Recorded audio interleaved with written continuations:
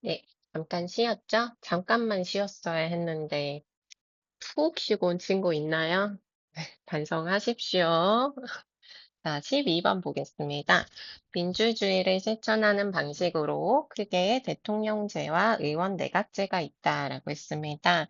여기에서 설명하고자 하는 대상은 민주주의를 실천하는 방식이에요. 근데 두 가지를 제시했죠. 대통령제와 의원 내각제. 우리는 이 부사, 크게라는 부사에 주의를 해야 돼요. 크게 대통령제와 의원 내각제가 있다. 라고 이야기를 했기 때문에 이런 그림을 그릴 수 있겠죠. 대통령제, 그리고 의원 내각제.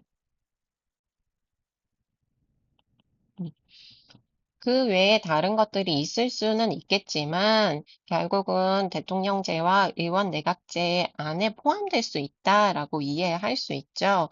두 부류가 가장 큰 가지다라고 생각할 수 있기 때문에 민주주의를 실천하는 방식이라는 상위 항목을 대통령제와 의원내각제라는 하위 항목으로 우리는 구분을 했다라고 봐야겠죠. 자, 그런데 하나 주의해야 할 것은 여기에 크게라는 부사 대신에 예를 들어 라는 표현이 있다면 얘는 어떤 방법이 될 수 있죠? 네, 예시가 될 수 있어요. 그때는 대통령제, 의원 내각제 두 개로 나누는 게 아니라 플러스 다른 제도들이 많이 있겠죠. 근데 그 중에서 이 두 가지만 들어서 설명하는 거라고 보면 되겠죠. 그래서 이거는 이렇게 예로 들어 설명하냐 아니면 구분의 방식으로 설명하냐에 따라서 이 글쓴이가 민주주의를 실천하는 방식을 어떻게 인식하고 있는가 하는 차이점이 드러나요. 어떤 사람들은 대통령제와 의원 내각제라는 큰 틀만 고려하면 되고 나머지는 중요하지 않다라고 보면 구분의 방식을 사용했을 거고, 그렇지 않다. 수많은 방식들이 다 나름의 의미가 있다, 의의를 가진다라고 생각하면 이들을 예로 들어서 설명을 하겠죠. 이렇게 미묘하지만 이런 부사 하나하나에 따라서도 무엇을 선택하는가를 자세히 관찰하다 보면 글쓴이의 기본적인 태도, 그리고 기본적인 입장, 의도, 이런 것들이 드러나거든요.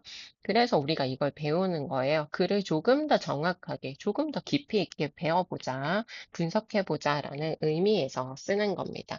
실제 생활에서도 잘 활용할 수 있기를 바랍니다.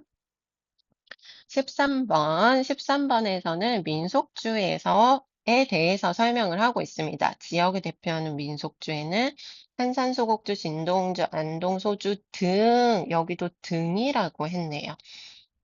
이 외에도 더 많이 있다라고 했고, 이거를 예로 들어서 설명을 하고 있죠. 그래서 예시의 방법이 쓰였다. 14번. 온실 효과로 인해 지구의 기온이 상승할 때, 자, 온실 효과가 나타나요. 그러면 이것으로 인해서 기온이 상승을 하게 되네요. 자, 근데 기온이 상승할 때 가장 심각한 영향은 해수면의 상승이다라고 했어요. 해수면의 상승은 기온의 상승 때문에 나타났나? 그 다음 문장을 봤더니 해수면 상승은 남극과 북극의 빙하가 녹게 되어 생기는 현상이라고 하네요. 그러면 남극 그리고 북극의 빙하가 녹고 녹는 게 먼저겠죠? 그리고 나서 해수면이 상승을 하게 되겠죠? 음. 자, 여기서 세 번째 문장 봅시다. 이러한 현상은, 여기서 말하는 이러한 현상이 뭘 말하는 거예요? 해수면 상승이에요? 북극의 빙하가 녹는 현상이에요? 맞아요. 해수면의 상승에 대해서 얘기를 하고 있죠. 해수면 상승은 바다와 육지의 비율을 변화시켜. 이해되죠? 해수면이 상승하면 무엇의 비율이 많아집니까? 바다의 비율이 많아지고, 이렇게 비율이 변화되고, 그러고 나면 엄청난 기후 변화를 초래하게 되고요.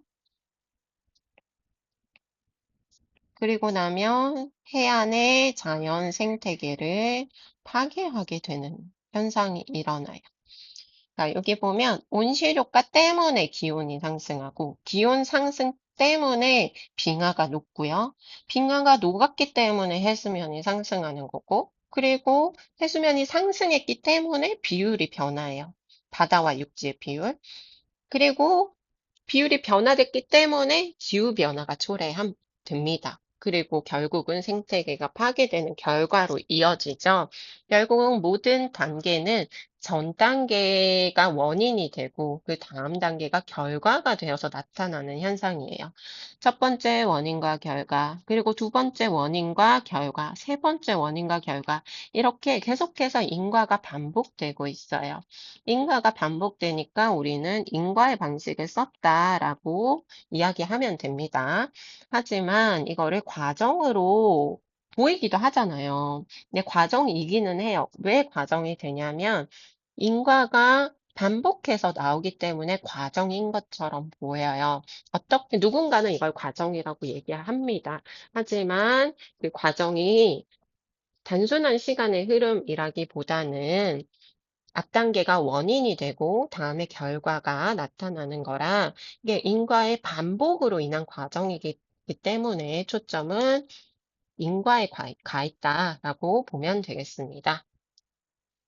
15번에서 설명하고 있는 것은 견디기 어렵게 간지러운 느낌이에요.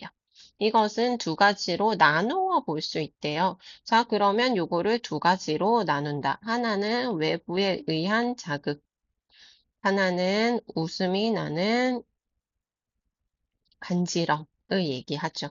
자, 두 가지로 이렇게 상위 항목을 나누는 것은 어떤 방법이죠? 네, 구분이라고 합니다. 그리고 16번, 왜 가려움을 느끼게 되었는지 설명하기 쉽습니다. 왜라는 단어가 나왔네요. 왜라는 단어가 나왔으면 어떤 관계를 우리가 예상해야 합니까? 네, 이유에 대해서 묻고 있기 때문에 이유, 까닭, 원인 다 같은 얘기죠. 왜는 까닭을 묻는 거고 이 까닭은 이유, 원인과 다 같은 표현이에요. 음, 그래서 인과의 방법을 써야 하는데 그럼 여기서 원인과 결과를 찾아보도록 하겠습니다. 가려움을 느끼게 되었는지 설명하기 쉽다. 그러면 가려움을 느낀 것은 원인인가요? 결과인가요? 가려움을 느끼는 원인을 뒤에서 설명하겠다고 했죠. 그럼 여기가 결과가 되겠죠. 원인이 뭐냐? 뒤에 봤더니 문지르거나 긁는 반응을 해야 곤충이나 기생충 같이 몸에 해로운 것을 1차적으로 막을 수 있다. 뭐뭐하기 때문입니다. 때문입니다. 앞에 오는 게 원인이 되죠. 이것 때문에, 이 이유 때문에 이런 결과를 우리가 얻게 되었다라는 얘기가 되죠. 17번. 똑같이 간지리는 자극인데 내가 할 때는 웃음이 나지 않는 이유는 여기까지가 설명의 대상을 설명한 거네요. 내가 할 때는 웃음이 나지 않는 이유, 이거에 대해서 얘기를 하고 싶죠. 예측할 수 있기 때문입니다. 여기도 때문입니다. 라는 표현이 나왔어요. 때문입니다. 앞에 나오는 것은 다 원인에 대한 설명입니다. 뭐뭐이기 때문이다. 원인, 이유에 대해서 얘기를 하고 있죠. 그러면 그 앞에 나오는 내가 할 때 웃음이 나지 않는다. 이 부분이 이 뒤에 나오는 예측할 수 있기 때문이라는 원인에 대한 결과가 되겠죠. 이렇게 원인과 결과의 인과의 방식을 사용했고요. 두 번째 문장 말고 세 번째 문장을 보겠습니다. 남이 나를 간지릴 때는 이와 관련된 정확한 정보가 없습니다. 남이 나를 간지릴 때는 정확한 정보가 없다. 앞에 내용과 뒤에 내용이 정확하게 반대되는 내용이죠. 그래서 여기서 사용한 방법은 네, 대조의 방법이 되겠죠? 예측을 할 수 있는 거는 웃음이 나지 않을 수 있고요. 남이 나를 간지릴 때는 예측할 수 없기 때문에 웃음이 난다. 차이점을 얘기하고 있습니다. 그 자극이 외부에서 오는가 아니면 내부에서 오는가 라는 것으로 인한 차이가 되겠죠? 18번. 세금 중에서 소득세, 법인세, 재산세, 상속세 등은 또 이티스, 에세트라가 또 나왔습니다. 이거 등등을 얘기하는 거. 소득세, 법인세, 재산세, 상속세는 다 무엇의 예가 됩니까? 네, 세금의 예가 되죠. 그래서 여기에 예시의 방법을 사용했습니다. 그리고 얘네들은 다 직접세에 해당한다라고 했습니다. 이거를 포함 관계를 그려보면 소득세, 법인세, 재산세, 상속세는 직접세에 포함된다라고 볼 수 있겠죠? 이렇게 작은 것을 위로 상위 항목으로 묶는 것을 우리는 분류라고 했죠. 그러니까 작은 항목을 먼저 제시하고 그리고 걔네들은 다 이 주머니에 넣을 수 있다. 요 기준으로 묶을 수 있다라고 설명을 하면 분류였어요. 자, 그리고 하나가 더 있네요. 문장은 하나인데 설명 방법이 세 개나 있습니다. 자, 이 문장을 읽고 나니 우리는 무엇이 떠올려야 하냐면, 무엇이 기억이 나야 하냐면, 직접세라는 개념에 대해서 알아야 돼요. 왜냐하면 세금을 내야 하는 의무가 있는 사람과 실제로 세금을 내는 사람이 일치하는 직접세. 그러니까 앞에 내용과 이 뒤에 나오는 직접세랑 같은 내용이라는 거죠. 결국 직접세는 세금을 내야 하는 의무가 있는 사람이 실제로 세금을 내는 그런 세금을 얘기하고 있죠. 직접세의 뜻, 개념을 밝혀서 설명하고 있기 때문에 정의가 됩니다. 19번은 설륙 홈즈에 대해서 이야기를 하고 있습니다.